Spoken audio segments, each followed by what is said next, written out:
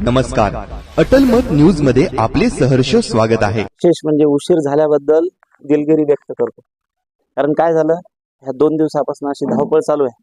पुढचे नियोजन आता दिवस जवळ आले, त्यामुळे थोडासा उशीर झाला, त्याबद्दल सगळ्यांना क्षमा मागतो। आता पुढचं आपण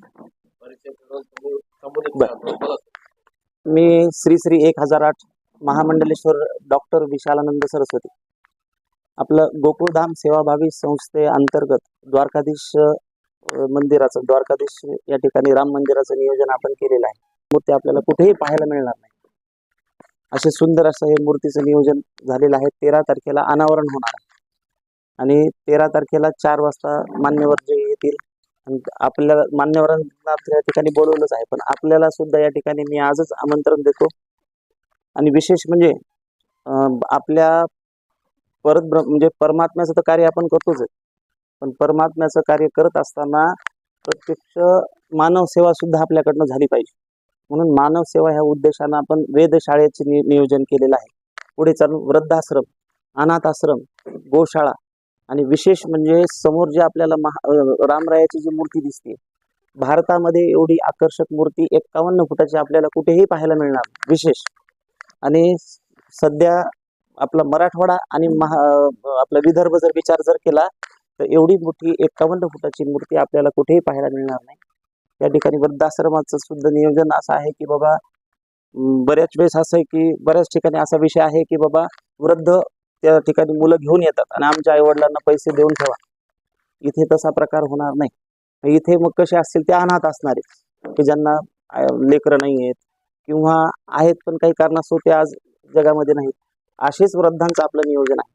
आणि दुसरा एक विशेष आपल्याला म्हणजे आवर्जून सांगायचं म्हणजे, जे अनाथ जे लेकर आहेत, मुलगा असो मुलगी असो, हे इथे येणार त्या परिस्थिती आपण समजू शकतो कशा पद्धतीने परिस्थितीत येणार, पण इथून बाहेर ज्यावेळेस पडतील तर एक विशेष म्हणजे आपल्यासारखा एखादा पत्रकार असू शकतो किंवा आमदार खासदार किंवा जे काय त्याच्या तो ताकदीनुसार त्याच्या बुद्धीनुसार तो तयार होईल आणि तरच बाहेर पडेल।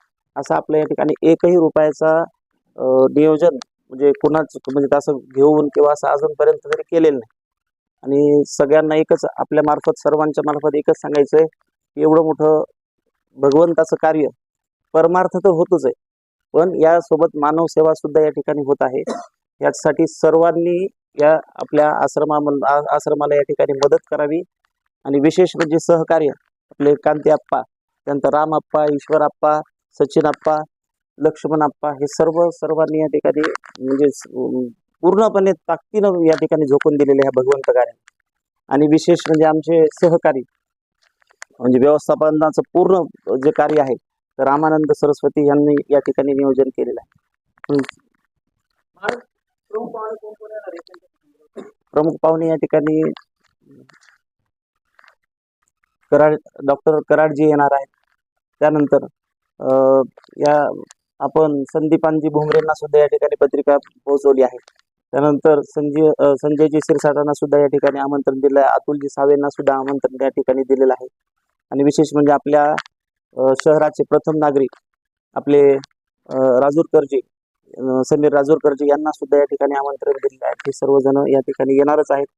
संजय आप्पा बारगजे या ठिकाणी येणार आहेत आणि व्यावसायिक सुद्धा सर्व बऱ्यापैकी येण्याचं प्रत्येकाचं नियोजन आहे।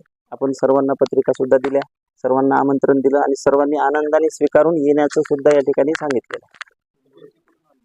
ही मूर्ती आपण अकलूज म्हणजे मोठं पंढरपूर जे आहे, मोठं पंढरपूरच्या जवळ अकलूज आहे, सोलापूर जिल्हा, अकलूजवरनं ही भगवंताची मूर्ती या ठिकाणी आलेली आहे।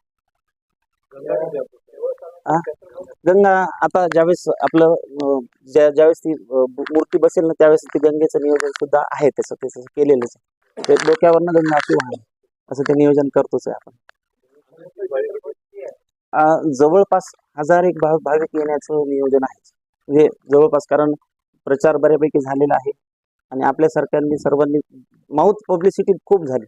बाकी बऱ्यापैकी जे आम्ही ताकदीनं जे आमचे शिष्यमंडळ आहे, प्रत्येकाला आपण पत्रिका सोशल मीडियाला सुद्धा या ठिकाणी दिलं, 1000च्या वरती येणार या ठिकाणी। महाराज म्हणजे कोणाला अजून तरी हे केलं नाही, पण विरूपाक्ष महाराज म्हणून आहेत, त्यांना सुद्धा या ठिकाणी सांगितलेलं आहे। माई महाराजांना पण आमंत्रण दिलेलं आहे। आता ते हो हो हो ह्याच ठिकाणी 8, 9 आणि 10 मे महिन्यामध्ये 8, 9, 10 ह्या तारखेला या ठिकाणी प्रत्यक्ष महादेवाची, त्यानंतर रेणुका माता, त्यानंतर मारुतीराया, त्यानंतर प्रत्यक्ष शनी महाराज यांची 5 देवांची प्राणप्रतिष्ठा या ठिकाणी. हे पूर्ण सर 1 एकरचा परिसर आहे जवळपास. हे आता काय सर, हा लोक वर्गणी करणं आतापर्यंत जे केलं आपण आपल्या पद्धतीने. आता आम्ही मूळ म्हणजे भागवताचार्य, कथेमधून येणारा श्रीमद भागवत जी कथा आम्ही सांगतो तसे 18 पुराणं सांगतो, पण श्रीमद भागवत कथेमधून जे येणारी जी अमाऊंट आहे किंवा जी दक्षिणा आहे त्याचा 1ही रुपया आम्ही म्हणजे प्रत्यक्ष संसारात कुठे वापरला नाही. फक्त भगवंताच्या कार्यासाठीच तो हा आज जे दिसतंय. त्यानंतर आता सर्व भाविकांसाठीच 10 ते 11च्या दरम्यान या ठिकाणी भगवंताची मिरवणूक होणार.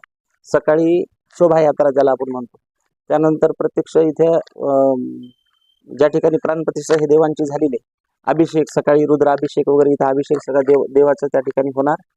त्यानंतर 4 वाजताचा टायमिंग सर्व भाविकांना आणि मान्यवरांसाठी या ठिकाणी आहे. अनावरण ह्या होणार, शांतीपाठ होणार आणि ही जी मूर्ती आहे ह्या मूर्ती पूर्ण आप्पावाडी परिसरामध्ये पूर्ण हिचं मिरवणूक होणार. आणि 4 ते 5च्या दरम्यान त्या ठिकाणी आपले ते भगवंत विराजमान होणार.